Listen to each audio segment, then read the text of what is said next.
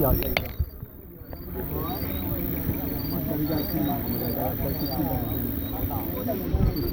ਯਾਰ ਕਿੱਥੇ ਰਾਤ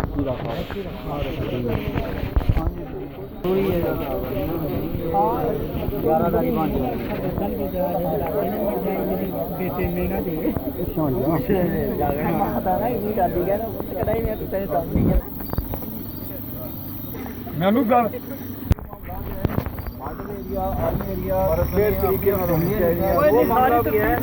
तरीके करके सारे हालात वाकया अच्छा एक तस्दीक हुई नवी इशारा दिता